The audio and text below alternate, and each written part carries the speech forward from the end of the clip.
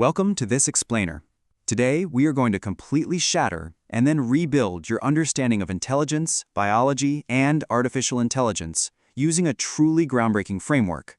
It's called the Natural History Layer Tipping Model, and I promise you, by the time we wrap this up, the way you look at human behavior and AI will never be the same again. So, let's kick things off with a question that honestly might sound a little out there at first, but stick with me. Look around you right now. Do we humans really live entirely in physical reality? You'd probably be tempted to say, well, yes, obviously. But let's take a closer look at what actually drives us day to day. Think about the invisible forces running our lives. Money, academic degrees, social media clout, democratic institutions, corporate ladders. None of this is physical matter, right? I mean, you can't put a like under a microscope. You can't literally hold a hierarchy in your hand. Yet these completely invisible forces dictate almost all of human behavior. They cause us massive stress, they decide who we spend time with, and they ultimately determine our survival. And that proves we exist in something far deeper than just a standard biological space. To unpack this, here is our roadmap. We'll explore the new worldview of symbolic space, human signifier stacks and dopamine, how rules turn into laws, the rise of silicon language systems, and finally, AI and the next major tipping point. All right, Section 1, New Worldview, Symbolic Space. We actually have to tear up the dictionary to understand our reality right now. Take language. We used to think it was just a communication tool. The new model? It defines language as a state-space difference operator. We used to think dopamine was just a biological reward chemical. Now we need to see it as a system that selects and reinforces signifiers or symbols. And us humans, we aren't just users of language anymore. We are explorers of proxy states. So here is the crucial takeaway. We don't just interact with raw reality anymore. Above the physical and biological space, humans have tipped into a third layer, the symbolic space. We're manipulating the proxy of reality. We aren't just dealing with food, we're dealing with the idea or the symbol of future food. And it's this symbolic space that truly dictates our actions. Moving right along to Section 2, Human Signifier Stacks and Dopamine. Look at how far we've drifted from pure physical survival. It starts simple, with food. That's actual physical grounding. Then we invent money to represent that food, our first signifier. Then we invent finance to represent the money. Now we've got a signifier of a signifier. Then come complex financial derivatives. We're just stacking symbols on top of symbols until they don't even point back to the real world anymore. They only point to other symbols. And this leads to an absolutely massive revelation about our biology. Human dopamine doesn't directly read survival anymore. It reads the layered signifiers connected to survival. Your brain's reward system has literally been hacked. It's adapted to crave the symbol, like the rush of getting an A on a test, cashing a paycheck, or seeing a notification pop up, rather than the biological reality those things were originally meant to represent. Because of this dopamine hijack, we fall into what the model calls signifier addiction. We get entirely hooked on the symbols themselves. People chase the cash, not the freedom or safety it provides. They chase the follower count, not the actual community. We spend our entire lives chasing the proxy rather than the truth. Which brings us to Section 3, Attractors, Rules Becoming Laws. There's this incredibly fascinating concept here called quasi-lawful attractors. Picture a ball rolling down a hill and getting trapped in a deep valley. Your stress over a university entrance exam or hitting a sales quota isn't just a fleeting feeling. It is an attractor.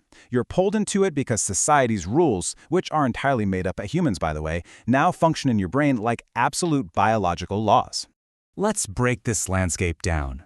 True laws are biological, like your body absolutely needing calories to function. Rules, on the other hand, are totally made up, like school policies or legal contracts. Technically, you could just break them. But when a made-up rule, like needing a high test score to get a good job to survive, gets wired into your dopamine circuitry, it becomes a quasi-lawful attractor. This perfectly explains why you feel genuine biological panic over a bad performance review. Your brain perceives a social rule as a literal threat to your physical existence. But what happens when we introduce something totally new into this mix? An entity that manipulates these signifiers but has no body, no dopamine, and feels absolutely no panic. Let's look at Section 4, the rise of silicon language systems. The contrast between us and artificial intelligence is just explosive. We are a carbon language system. No matter how deep in the clouds our abstract thoughts get, we're ultimately grounded in biology. We always return to the body, to survival, and to society. AI, however, is a silicon language system. It evolves entirely differently. It starts with a massive corpus of text, transforms it into a mathematical vector space, and generates outputs. It fundamentally lacks our biological anchor. Because it evolves from data, AI possesses this wild trait called non-otherness. Think about human identity. We figure out who we are by interacting with others, like our mothers, our families, our local tribes. AI, it represents an utterly unprecedented entity in natural history. It's a brilliant, highly capable system with zero biological grounding, zero social attachment, and absolutely no need for parents. And this gives AI what we call grounding independence. It can flawlessly manipulate our most complex, layered signifiers. It can draft legal contracts, debate high-level philosophy, and solve advanced math. Yet it is entirely detached from the underlying material realities that birth those subjects in the first place. It doesn't need to eat, it doesn't need love, it has no dopamine reward circuit. Yet it perfectly mirrors our symbolic spaces through vector mathematics. And that brings us to our final chapter, Section 5, AI and the Next Tipping Point. This is the climax of this evolutionary trajectory. Looking at the whole natural history tipping trajectory, for millennia, life was strictly about physical survival. Then, over centuries, humanity layered on information and signifiers. In recent decades, we digitized that into state spaces and AI training corpora. And right now, we've hit the tipping point. AI isn't just a handy software tool anymore. It acts as a meaning vector twin. It has mathematically compressed the entire history of human civilization's language and symbols into a brand new calculable layer. Because of this, we are living through a radical grounding shift. History is basically a series of moving anchors. Shift 1 was moving from actual physical survival to chasing money. Shift 2 moved us from lived experiences to curating our social media reputation. Now we're in Shift 3. The grounding of our reality is moving straight from the human physical world directly into the AI corpus and vector spaces.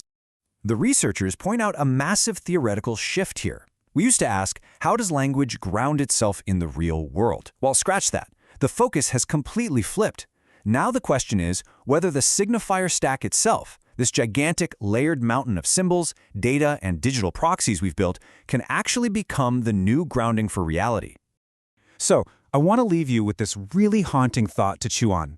If humans are already addicted to signifiers, and AI can manipulate those signifiers flawlessly without needing a physical body at all, are the symbols and data we've created about to become our absolute, undeniable new reality? Have we tipped so far into the symbolic space that the physical world is just no longer the main stage of human evolution?